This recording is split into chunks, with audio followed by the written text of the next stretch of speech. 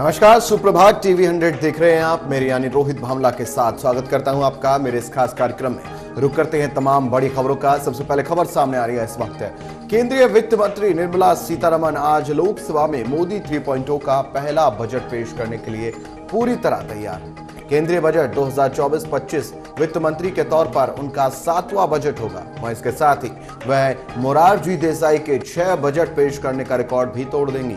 वह 1959 से 1964 तक देश के वित्त मंत्री रहे देसाई ने यहां पर रिकॉर्ड 6 बजट पेश किए थे, जिनमें से 5 पूर्ण बजट और 1 अंतरिम बजट था। वहीं बजट पेश होने से एक दिन पहले प्रधानमंत्री नरेंद्र मोदी ने कहा, यह बजट अमृत काल का महत्वपूर्ण बजट है। हमारे पास जो 5 साल है, ये बजट उस यात्रा की दिशा तय करेगा और साथ ही 2047 में विकसित भारत के सपने को पूरा करने की नींव भी रखेगा। वहीं वित्त मंत्री को अपने 7वें बजट में एक चुनौतीपूर्ण कार्य का सामना करना पड़ रहा है, क्योंकि वे राजकोषीय अनुशासन बनाए रखते हुए विभिन्न प्रतिस्पर्धी मांगों को पूरा करने का भी प्रयास कर रही है। सामाजिक क्षेत्र की योजनाओं के लिए अधिक धन आवंटित करने और सहयोगियों द्वारा अनुरोध किए जाने पर राज्यों को अतिरिक्त सहायता प्रदान करने की आवश्यकता को व्यक्तिगत आयकर को कम करने के दबाव के साथ संतुलित भी किया जाना चाहिए। वहीं आरबीआई से उच्च लाभांश के बावजूद, जिसका उपयोग पहले ही सौर छत योजना के लिए किया जा चुका है, सरकार को प्रधानमंत्री नरेंद्र मोदी की चुनाव पूर्व घोषणाओं को लागू करने के लिए भी अतिरिक्त संसाधनों की आवश्यकता है, जैसे कि गरीबों के लिए एक नई आवास सब्सिडी योजना और वरिष्ठ नागरिकों को शामिल करने के लिए आयुष्मान भारत की कवरेज का भी विस्तार करना।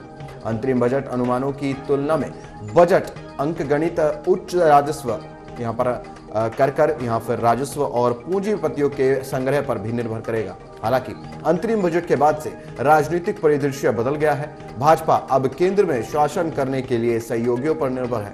हालांकि उसके पास अभी भी लोकसभा में 240 सीटें हैं। नौकरियों की कमी, निजी निवेश में लगातार कमजोरी, आय असमानता और क्षेत्रीय असंतुलन पर बढ़ती चिंताओं ने बजट से इन मुद्दों को संबोधित करने की उम्मीदें बढ़ा दी है, जिसमें युवाओं, महिलाओं और किसानों पर भी ध्यान केंद्रित किया गया है।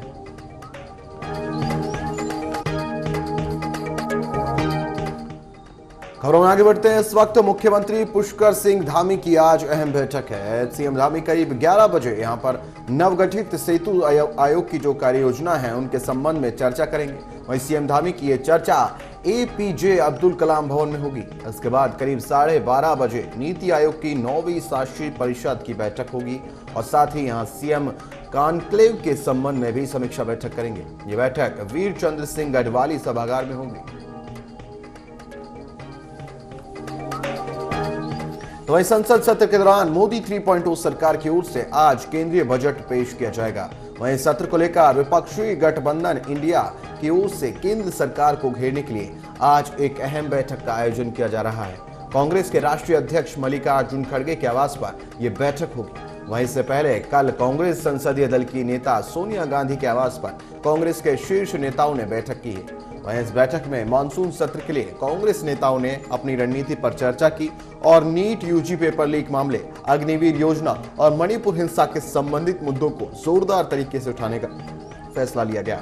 इस बैठक में कांग्रेस अध्यक्ष मल्लिकार्जुन खड़गे, नेता विपक्ष राहुल गांधी, राज्यसभा में उपनेता प्रमोद तिवारी, लोकसभा में उपनेता गौरव गोगोई, राज्यसभा में मुख्य सचेतक जयराम रमेश समेत अन्य नेता सोनिया गांधी के 10 जनपद मौजूद यहां पर आवास पर पार्टी की संसदीय रणनीति समूह की बैठक में शामिल हुए। खबरों के सिलसिले में एक और बड़ी खबर का रुख करते हैं। इस वक्त पाकिस्तान की तरफ से जम्मू कश्मीर के बट्टल सेक्टर में घुसपैठ की कोशिश को सेना के जवानों ने नाकाम कर दिया है। वहीं इस कार्रवाई में एक जवान बुरी तरह से घायल हो गया है। फिलहाल इलाके में सर्च ऑपरेशन अभी भी जारी है। वहीं क्षेत्र में घना कोहरा होने की वजह से दृश्यता भी शून्य बनी हुई है। ऐसे में सर्च ऑपरेशन में कठिनाइयां भी आ रही है। बता दें कि हाल ही में जम्मू इलाके में आतंकी घटनाएं लगातार बढ़ती जा रही है। हालांकि भारतीय सेना के यहाँ पर जवान जो है वो लगातार कार्रवाई में जुटे हुए हैं। इसी क्रम में आज एक बार फिर सेना के जवानों ने बट्टल क्षेत्र में कार्रवाई की। सेना की एक टीम ने यहाँ पर सुबह 3 बजे ही इस ऑपरेशन को अंजाम दिया है। मिली जानकारी के अनुसार देर रात पाकिस्तान की तरफ से कुछ आतंकवादी घुसपैठ की कोशिश कर रहे थे। इसी बीच भारतीय सेना के सतर्क जवानों ने सैनिकों ने 3 बजे बट्टल सेक्टर में गोलीबारी के साथ घुसपैठ करने वाले आतंकवादियों को प्रभावी ढंग से उलझाकर घुसपैठ की कोशिश को नाकाम कर दिया। वहीं इस दौरान दोनों तरफ से फायरिंग भी हुई है। भारी गोलीबारी के दौरान सेना का एक जवान भी यहां पर घायल हो गया है। वहीं सेना के द्वारा इलाके में अभी भी सर्च ऑपरेशन चलाया जा रहा है। खबरों पर इस वक्त देहरादून में भारी बारिश का अलर्ट जारी है। देहरादून में 1 से 12वीं तक के स्कूल रहेंगे बंद। भारी बारिश के अलर्ट के चलते लिया गया फैसला। देहरादून के सभी स्कूलों में आज अवकाश घोषित। आदेश का पालन करना हुआ जरूरी। उधम सिंह नगर और नैनीताल में भी स्कूलों की छुट्टी घोषित। उत्तराखंड में मानसून शुरू होते ही तबाही जैसे हालात पैदा हुए हैं। प्रदेश के कई इलाकों में बाढ़ जैसे हालात बन गए हैं। वहीं मौसम विभाग ने भारी बारिश की चेतावनी जारी की है। ऐसे में देहरादून के डीएम ने स्कूल बंद रखने का फैसला लिया है। देहरादून में भारी बारिश की संभावना के चलते जिलाधिकारी सोनिका ने आज कक्षा 1 से लेकर 12वीं तक के सभी स्कूल बंद रखने के आदेश दिए। उत्तराखंड में मानसून शुरू होते ही लगातार बारिश हो रही है। बारिश की वजह से ज्यादातर इलाकों में जलभराव हो गया है। वहीं सड़कों पर भी पानी भर गया है। तो मौसम विभाग के अनुसार अभी और बारिश होने की संभावना जताई जा रही है। देहरादून में बारिश के रेड अलर्ट को देखते हुए प्रदेश में सभी अधिकारियों को अलर्ट पर रहने के लिए निर्देश भी दिए गए। देहरादून डीएम ने स्कूल बंद करने के सख्त निर्देश दिए हैं। आदेश का सख्ती से पालन करना बेहद जरूरी है। वह इस आदेश का पालन नहीं करने वालों के खिलाफ आपदा प्रबंधन अधिनियम 2005 के तहत यहाँ पर कठोर कार्रवाई की जाएगी। मौसम विभाग ने कल बारिश को लेकर अलर्ट भी जारी किया था। इसके बाद प्रदेश के 2 जिलों उधम सिंह नगर और नैनीताल में अधिकारियों ने आंगनवाड़ियों से लेकर क्लास 12वीं तक के सभी स्कूलों की छुट्टी घोषित कर दी। इसके बाद देर रात देहरादून में भारी बारिश हुई है और बारिश को लेकर अलर्ट जो है वो भी जारी कर दिया गया है। इसको देखते हुए डीएम ने देहरादून में क्लास 1 से लेकर 12वीं तक के सभी स्कूलों की छुट्टी घोषित की। तो वहीं दूसरी तरफ वाराणसी के ज्ञानवापी परिसर में व्यास जी के तहखाने में पूजा पर रोक लगाने के मामले पर सुप्रीम कोर्ट में आज सुनवाई होगी। मुस्लिम पक्ष की यहां पर अंजुमन इंतजामिया कमेटी ने इलाहाबाद हाई कोर्ट के फैसले के खिलाफ सुप्रीम कोर्ट में याचिका दायर की। वहीं पिछली सुनवाई में सुप्रीम कोर्ट ने इलाहाबाद हाई कोर्ट के फैसले पर रोक लगाने से इनकार कर दिया था। कोर्ट ने व्यास जी के तहखाने में पूजा के खिलाफ मस्जिद पक्ष की याचिका पर ट्रायल कोर्ट की याचिकाकर्ता शैलेंद्र व्यास को नोटिस जारी किया था। वाराणसी के जिला न्यायालय ने व्यास जी के तहखाने में पूजा अर्चना की अनुमति दी थी। इसके खिलाफ यहां अंजुमन इंतजामिया मसाजिद कमेटी के हाईकोर्ट में यहां पर याचिका जो है वो दायर की थी। हालांकि हाईकोर्ट ने जिला न्यायालय के फैसले पर रोक लगाने से इनकार कर दिया था। वाराणसी के जिला न्यायालय ने व्यास जी के तहखाने में पूजा अर्चना की अनुमति दी थी। इसके खिलाफ अंजुमन इंतजामिया मसाजिद कमेटी ने हाईकोर्ट में याचिका दायर की थी। हालांकि हाईकोर्ट ने जिला न्यायालय के फैसले पर रोक लगाने से इनकार कर दिया। वहीं ये पूरी जो कार्रवाई है यहाँ पर हाईकोर्ट पहुंची है। अंजुमन इंतजामिया कमेटी ने व्यास जी के तहखाने में पूजा पर रोक लगाने की मांग की है। वहीं सुप्रीम कोर्ट अब इस मामले की सुनवाई आज करने जा रहा है। अप्रैल 2024 में भी सुप्रीम कोर्ट ने इलाहाबाद हाई कोर्ट के रोक के फैसले को खारिज कर दिया था। वहीं इसके बाद से ज्ञानवापी में व्यास जी के तहखाने में पूजा अर्चना की जा रही है। वहीं वाराणसी के जिला न्यायालय ने यहाँ पर ज्ञानवापी में व्यास जी के तहखाने में पूजा अर्चना करने के आदेश दिए थे।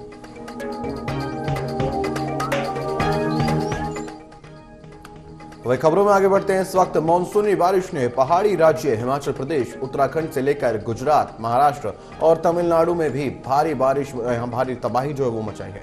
वहीं पहाड़ी राज्यों में जगह जगह भूस्खलन होने से सड़कों पर चलता जोखिम भरा हो गया है। ये इस वक्त रोड पर चलना भी जोखिम भरा हो चुका है। केदारनाथ धाम जाने वाले श्रद्धालुओं को अत्यधिक सावधान रहने और भारी बारिश के बीच यात्रा नहीं करने की सलाह दी गई है। मुंबई और सूरत में बाढ़ जैसे हालात पैदा हो गए हैं। वहीं विदर्भ क्षेत्र में 740 घरों को यहां पर नुकसान पहुंचा है और 100 से ज्यादा लोगों को जो है सुरक्षित निकाला गया है। वहीं तमिलनाडु के नीलगिरी जिले में भारी बारिश से जनजीवन अस्त व्यस्त हो गया है और सोमवार को स्कूल जो है वो बंद करने पड़े हैं। वहीं मौसम विभाग ने सिंधु गंगा के मैदानी इलाकों में अगले 3 दिन जो है भारी बारिश की चेतावनी दी है। महाराष्ट्र का विदर्भ इलाका भी पिछले कुछ दिनों से मानसूनी बारिश की मार झेल रहा है। नागपुर और चंद्रपुर सबसे ज्यादा प्रभावित एरिया है। वहीं मूसलाधार बारिश के चलते चंद्रपुर के एराई बांध का भी जलस्तर 1 मीटर से भी अधिक बढ़ गया है, जिसके चलते उसके 7 गेट खोलने पड़े हैं। इसका परिणाम स्वरूप चंद्रपुर के कई गांवों में पानी भर गया। वहीं 740 मकानों को भारी नुकसान पहुंचा है और कई इलाकों में घरों में पानी घुस गया है। 23 सड़कों पर पानी भर गया है और भंडारा जिले में भी यहाँ घिरे हुए 100 से अधिक लोगों को सुरक्षित निकाला गया है। मौसम विभाग ने नागपुर, वर्धा, चंद्रपुर और अमरावती में अगले 2 से 5 दिन अत्यधिक वर्षा की चेतावनी जारी की है। वहीं मायानगरी मुंबई में बीते 24 घंटे के दौरान 200 मिलीमीटर से अधिक वर्षा हुई है। उपनगरों में भी पानी भर गया है। भारी बारिश के चलते सुबह के समय कल्याण और ठाकुरली में के बीच जो है कुछ समय के लिए लोकल ट्रेन सेवाएं जो है वो भी बाधित हुई। किसी भी हालत से निपटने के लिए राष्ट्रीय आपदा मोचन बल यानी एनडीआरएफ की टीमें यहाँ पर 3 टीमें जो है वो मुंबई के लिए तैनात की गई है। हिमाचल प्रदेश में खराब मौसम के येलो अलर्ट के बीच रविवार रात और सोमवार सुबह धर्मशाला, शिमला, बिलासपुर में भारी बारिश हुई। मंडी में चंडीगढ़ मनाली एनएच 3 घंटे बंद रहा। वही मनाली यहाँ पर मंडी से कुल्लू का सफर फिर से असुरक्षित बन गया। मंडी से पंडो तक चट्टाने गिरने का सिलसिला दोबारा शुरू हो गया है। प्रदेश के ज्यादातर क्षेत्रों में 26 जुलाई तक भारी बारिश का अलर्ट जारी हुआ है।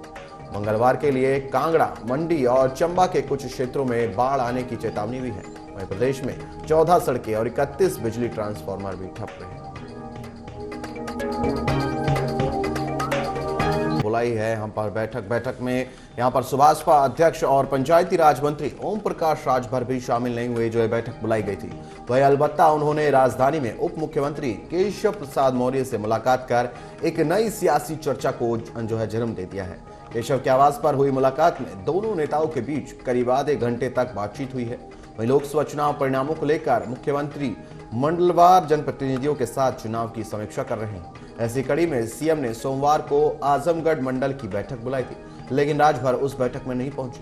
अलबत्ता राजभर शाम को लखनऊ में केशव के पास यहाँ केशव के आवास पहुंचे और केशव प्रसाद मौर्य के आवास पर इस मुलाकात की फोटो वायरल की। हालांकि उनकी यहाँ केशव प्रसाद मौर्य के इस मुद्दे पर कोई बात नहीं, पर जो बात हुई है ये किसी से यहाँ पर शेयर नहीं की गई है। राजभर की केशव से मुलाकात को भाजपा के भीतर चल रही खींचतान के तहत हो रही लामबंदी से जोड़कर भी देखा जा रहा है। वहीं उप मुख्यमंत्री केशव प्रसाद मौर्य ने सोमवार को राजभवन में राजस्थान के राज्यपाल कलराज मिश्र से यहाँ शिष्टाचार मुलाकात की है। वहीं इस मौके पर उन्होंने राज्यपाल से विभिन्न विषयों पर भी बातचीत की है। बता दें कि राजस्थान के राज्यपाल बीते 2 दिनों से यूपी के दौरे पर लखनऊ आए हैं। वहीं यूपी के रहने वाले कलराज मिश्रा लंबे समय से तक यहाँ पर जो है प्रदेश में सक्रिय सियासत से जुड़े रहे हैं और भाजपा के प्रदेश अध्यक्ष के अलावा प्रदेश व केंद्र सरकार में मंत्री भी रहे हैं। खबरों में आगे बढ़ते हैं। इस वक्त जल्द 8 राज्यों को यूनिटी मॉल की सौगात देंगे पीएम नरेंद्र मोदी। पीएम नरेंद्र मोदी रांची से करेंगे 8 राज्यों के यूनिटी मॉल का शिलान्यास। झारखंड, तेलंगाना, केरल, ओडिशा और यहां पर तमाम राज्यों में भी यूनिटी मॉल बनाने वाले हैं। मेघालय, छत्तीसगढ़, तमिलनाडु, सिक्किम में भी बनेंगे यूनिटी मॉल। भारत सरकार ने दी है झारखंड सरकार को सूचना। प्रधानमंत्री नरेंद्र मोदी रांची से देश के 8 राज्यों के यूनिटी मॉल का शिलान्यास करेंगे। इनमें झारखंड समेत तेलंगाना, केरल, ओडिशा, मेघालय, छत्तीसगढ़, तमिलनाडु और सिक्किम में बनने जा रहे यूनिटी मॉल है। भारत सरकार ने झारखंड सरकार को इसकी सूचना दी है। सोमवार की देर शाम केंद्र सरकार के अधिकारियों की झारखंड के उद्योग सचिव प्रवीण टोपो, औद्योगिक निदेशक सुशांत गौरव और झारखंड औद्योगिक इंफ्रास्ट्रक्चर डेवलपमेंट कॉर्पोरेशन के प्रबंध यहाँ पर निदेशक वरुण रंजन के साथ भी ऑनलाइन मीटिंग हुई है। मीटिंग में भारत सरकार ने झारखंड सरकार के अधिकारियों को प्रधानमंत्री के 10 दिनों के भीतर रांची आने की जानकारी दी है। इसके लिए तारीख तय कर जल्द ही झारखंड सरकार को भेज दी जाएगी। तो राज्य सरकार को इससे संबंधित तैयारियां शुरू कर देने के लिए अभी से ही कहा गया है। तो प्रधानमंत्री के कार्यक्रम से जुड़ी तैयारियों का जिम्मा यहां पर जिडको यानी झारखंड इंफ्रास्ट्रक्चर डेवलपमेंट कॉर्पोरेशन को सौंपा गया है। इसके प्रबंध निदेशक यहां पर वरुण रंजन कार्यक्रम से जुड़ी तैयारियों को अंजाम देंगे। वहीं यूनिटी मॉल के निर्माण का जिम्मा भी जिडको को ही सौंपा गया है। कोर कैपिटल एरिया यानी विधानसभा के पास इसके निर्माण का शिलान्यास होगा। प्रधानमंत्री खुद यहां अपने हाथों से नींव की पहली ईंट रखेंगे। झारखंड के यूनिटी मॉल का शिलान्यास करने के साथ साथ बाकी राज्यों यानी तेलंगाना, केरल, ओडिशा, मेघालय, छत्तीसगढ़, तमिलनाडु और सिक्किम के यूनिटी मॉल का भी ऑनलाइन शिलान्यास होगा। वहीं रांची में यूनिटी मॉल का निर्माण 162 करोड़ की लागत से होगा।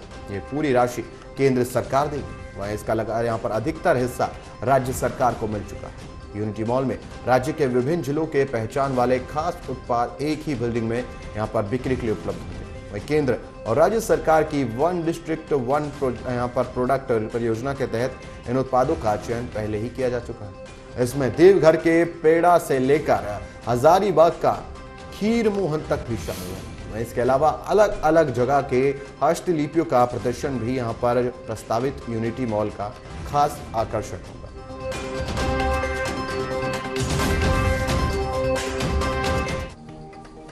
चलिए खबरों में आगे बढ़ते हैं। इस वक्त सावन शुरू होते ही कांवड़ यात्रा भी विधिवत रूप से शुरू हो गई है। उत्तराखंड के हरिद्वार में अलग अलग राज्यों से श्रद्धालु गंगा जल लेने पहुंच रहे हैं। हरिद्वार में दिल्ली, हरियाणा, पंजाब, उत्तर प्रदेश समेत कई राज्यों से श्रद्धालु पवित्र जल लेने हरिद्वार आ रहे हैं और यहां से गंगा जल भरकर अपने अपने गंतव्य को रवाना हो रहे हैं।